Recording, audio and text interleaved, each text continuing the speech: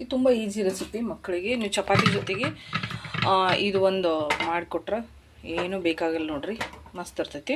ಎಣ್ಣೆಕಾಯಿ ಕೆಟ್ಟೀನಿ. ಏನಾದರೂ ಮನ್ಯಾಗ ತರಕಾರಿ ಇಲ್ಲ ಹಾಗೆ ತುಂಬ ಸಿಂಪಲ್ ಆಗಿರ್ತೈತಿ ಮತ್ತು ತರಕಾರಿ ಅವಶ್ಯಕತೆ ಏನೂ ಇಲ್ಲ ಇದಕ್ಕೆ. ಈರುಳ್ಳಿ ಮತ್ತು ಮೆಣಸಿನ್ಕಾಯಿ ಇದ್ರೆ ಸಾಕು, ಅಥವಾ ಮೆಣಸಿನ್ಕಾಯಿ ಇಲ್ಲ ಅಂದರೂ ಕೂಡ ಇದನ್ನು ಮಾಡ್ಕೋಬೋದು ನಾವು. ಮೆಣಸಿನ್ಕಾಯಿ ಜಾಸ್ತಿ ಫ್ರೈ ಮಾಡ್ಕೋಬಾರ್ದು, ಸ್ವಲ್ಪನೇ ಸಾಕು. ಇದನ್ನ ಈರುಳ್ಳಿ ಫ್ರೈ ಆಗಬೇಕು ಜರ ನೋಡ್ರಿ. ಅರ್ಧಂಬರ್ಧ ಈರುಳ್ಳಿ ಫ್ರೈ ಆಗೋಣ. ಸ್ವಲ್ಪ ಶೇಂಗಾ ಪುಡಿ ಕುಟ್ಟಾನ ಈ ಥರ ಕುಟ್ಟಾಕಬೇಕು.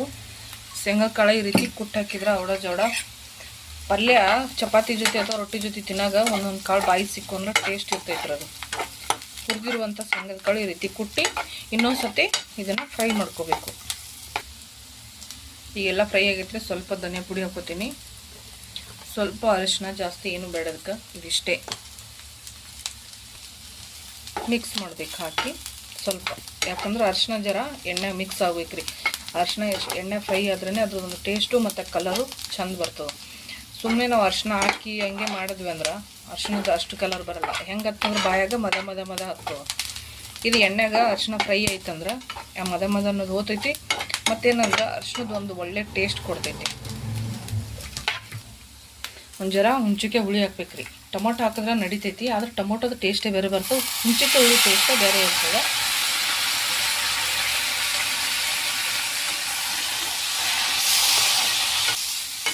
ಹುಂಚಿಕೆ ಹಾಕಿದ್ರೆ ಸೌಳು ಆಗ್ತೈತಿ. ಇದು ಟೊಮೊಟೊ ಹಾಕಿದ್ರೆ ಸೌಳು ಆಗ್ತದೆ. ಹುಂಚಿಕೆ ಹಾಕಿದ್ರೆ ಒಂದು ಒಳ್ಳೆ ಟೇಸ್ಟ್ ಕೊಡ್ತೈತಿ, ಹುಳಿ ಬಾಯಿಗೆ. ಹಾಗಾಗಿ ಅದನ್ನು ಹಾಕ್ಕೊಳ್ಳೋದು. ಇದೆಲ್ಲ ಫ್ರೈ ಆಗೈತ್ರಿ. ಈಗೇನು ಮಾಡ್ಬೇಕಂದ್ರೆ ಇಲ್ಲಿ ಕಡ್ಲೆ ಹಿಟ್ಟು ಕಲಸಿಟ್ಕೊಂಡಿನಿ ನೋಡ್ರಿ. ನಾನು ಕಡ್ಲೆ ಹಿಟ್ಟು ತಿಳುವಾಗಿ ಕಲಿಸ್ಕೋಬೇಕು ನೋಡ್ರಿ. ಅಷ್ಟು ತಿಳು ಕಲಿಸ್ಕೊಂಡು ಇಷ್ಟು ತಿಳುವಾಗಿ ಕಲಿಸ್ಕೋಬೇಕು ನಮಗೆ. ಯಾಕಂದ್ರೆ ಸ್ವಲ್ಪ ತಿಳು ಮಾಡ್ಕೊಳತ್ತೀನಿ, ಹಾಗಾಗಿ ತಿಳುವಾಗಿ ಕಲಿಸ್ಕೋಬೇಕು. ಇನ್ನು ನಿಮ್ಗೆ ಗಟ್ಟಿ ಬೇಕಂದ್ರೆ ಗಟ್ಟಿ ಕಲಿಸ್ಕೋಬೋದು. ಹಾಕಿದ ತಕ್ಷಣ ಇದಕ್ಕೆ ಕೈ ಬಿಡಬಾರ್ದು, ಕುದಿರ್ತದೆ. ಕುದಿಯೋ ಮುಂದೆ ಏನು ಮಾಡಬೇಕು, ಇದಕ್ಕೆ ನೀಟಾಗಿ ಹಾಗೆ ಮಿಕ್ಸ್ ಮಾಡ್ತಾ ಉಪ್ಪನ್ನ ಹಾಕೊಂಡ್ಬಿಡಣ್ರಿ. ಗಟ್ಟಿ ಐತಂದ್ರೆ ಉಪ್ಪು ಮಿಕ್ಸ್ ಆಗಲ್ಲ. ಉಪ್ಪು ಹಾಕೊಂಡ್ಬಿಡೋಣ ಅಷ್ಟೇ.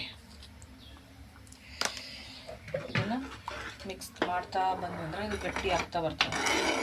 ಇದಿಷ್ಟು ತಿಳುವು ಮಾಡಿನಂದ್ರೆ ಇನ್ನೂ ಗಟ್ಟಿ ಆಗ್ತದೆ. ನಾನು ತಿಳುವು ಮಾಡ್ಬೇಕಂತ ಮಾಡೀನಿ. ಈಗ ನೋಡಿ ಆಲ್ರೆಡಿ ಇಷ್ಟು ಗಟ್ಟಿ ಆಯಿತು.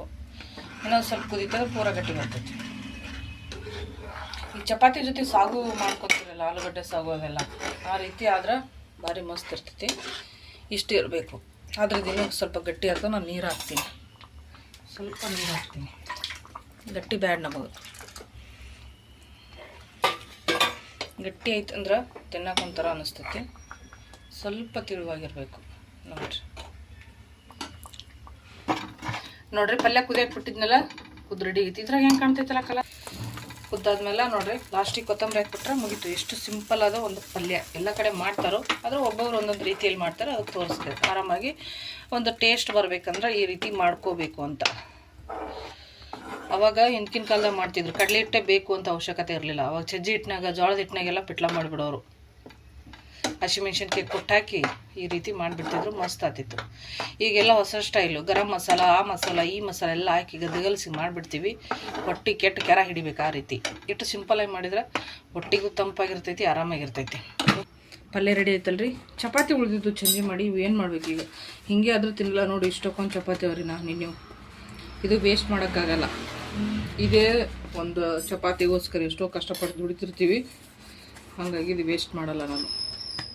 ಇದಕ್ಕೆ ನೀವು ಇಷ್ಟು ತುಪ್ಪ ಇದ್ರೆ ತುಪ್ಪ ಈ ಥರ ಹಚ್ಕೊಂಡು ಬಿಸಿ ಮಾಡಿರಿ. ಒಲ್ಲಂದ್ರೆ ಎಣ್ಣೆ ಹಾಕಿ ಬಿಸಿ ಮಾಡ್ಕೋಬೋದು. ಅದೇ ಚಪಾತಿ ಈ ಥರ ತುಪ್ಪ ಹಚ್ಚಿ ಬಿಸಿ ಮಾಡಿ ಟೇಸ್ಟ್ ಮಾಡಿರಿ ನೀವು, ಎಷ್ಟು ರುಚಿಯಾಗಿರ್ತದೆ. ಅಡುಗೆ ಯಾವತ್ತೂ ವೇಸ್ಟ್ ಮಾಡಬಾರ್ದು. ಇದು ಮಸ್ತ್ ಒಂದು ಟೇಸ್ಟ್ ಕೊಡ್ತೈತಿ. ತಿನ್ನೋಕ್ಕೂ ಟೇಸ್ಟ್ ಇರ್ತದೆ. ಚಪಾತಿನೂ ಬಿಸಿ ಅನ್ನಿಸ್ತದೆ. ಮತ್ತು ಚಪಾತಿ ತಂಗಳು ಚಪಾತಿ ಅಂತ ಅನಿಸೋದಿಲ್ಲ, ಖಾಲಿ ಆಗಿಬಿಡ್ತದೆ ನೋಡ್ರಿ. ಸ್ವಲ್ಪ ಬಿಸಿ ಮಾಡಿ ಸಾಕು. ಬಿಸಿ ಚಪಾತಿ ರೆಡಿ ಅಷ್ಟೇ. ತಗೋತಾಟ ಬರ್ರಿ ಸಿದ್ಧಾರ್ಥಗ ಈಗೇನಿಲ್ಲ ಊಟಕ್ಕೆ ಹಾಕಿಕೊಡೋಣ. ಇಷ್ಟು ಸಾಗು ಥರ ಪಲ್ಯ ಮತ್ತು ಈ ಬಿಸಿ ಚಪಾತಿ ಊಟ ಮಾಡಿದ್ರೆ ಎಷ್ಟು ಮಸ್ತ್ ಇರ್ತದೆ. ನೀವು ಟೇಸ್ಟ್ ಮಾಡಿ ಒಂದ್ಸತಿ ಗೊತ್ತಾಯ್ತು. ಚಲೋ ಐತೆ ಪಲ್ಯ. ಚಪಾತಿ ತಂಗಳು ಥರ ಅನ್ನಿಸ್ತದ ಅನ್ಸಲ್ಲ. ನಮ್ಮ ಜಗವತಿ ಹಿಂಗೆ ಮಾಡಿಕೊಡ್ತಿದ್ಲಿಕ್ಕಿ ಸಣ್ಣವಿದ್ದಾಗ ತಂಗಳು ಚಪಾತಿ ಉಳ್ದಂದ್ರೆ ತುಪ್ಪ ಹಚ್ಚಿ ಮಾಡಿಕೊಡೋಕ್ಕೆ. ಒಂದು ಸತಿ ನನಗೆ ಅವ್ರ ಊರಾಗ ಬಿಟ್ಟು ಆಕೆ ಇದಕ್ಕೆ ಹೋಗಿದ್ಲು, ದವಾಖಾನೆಗೆ ಹೋಗಿದ್ಲು, ಆಯಿ ಕರ್ಕೊಂಡು. ಅವಾಗ ಹೇಳ್ಬಿಟ್ಟು ಹೋಗಿದ್ಲು, ಏನಾದರೂ ತಂಗಳು ಚಪಾತಿ ಉಳ್ದು ಅಂದ್ರೆ ಅದಕ್ಕೆ ಎಣ್ಣೆಯರ ತುಪ್ಪ ಹಾಕಿ ಬಿಸಿ ಮಾಡಿಕೊಡು, ಸೋನಿ ತಿಂತಾನಂತೇಳಿ. ಮತ್ತು ಉಳಿದಿರೋ ಚಪಾತಿ ಎಲ್ಲ ಹಾಗೆ ಮಾಡ್ತಿದ್ದೆ. ಅಕ್ಕ ಸರಿ ನಾನೇ ಮಾಡ್ಕೊತೀನಿ ನಾನು ಬಂದು. ಅವಾಗಿಂದ ರೂಢಿ ಅದು. ಮಕ್ಳು ಏನಾದರೂ ಶಾಲೆಗೆ ಹೋಗೋ ಟೈಮಲ್ಲಿ ಅರ್ಜೆಂಟಲ್ಲಿ ನೋಡ್ರಿ ಏನಾದ್ರು ಚಪಾತಿ ಉಳಿದ್ರೆ ಈ ರೀತಿ ಬಿಸಿ ಮಾಡಿ ಕೊಟ್ಬಿಡ್ರಿ, ಮಸ್ತ್ ಆತು. ಓಕೆ, ಮತ್ತೆ ಸಿಗ್ತೀನಿ ರೀ. ಸಿದ್ಧಾರ್ಥಗೆ ಬಾಕ್ಸಿಗೆ ಇನ್ನೊಂದು ಚಪಾತಿ ಮಾಡೋದೈತಿ, ಹಿಟ್ಟು ಕಲಸಿಟ್ಟಿನಿ ಇಲ್ಲಿ ನೋಡಿರಿ.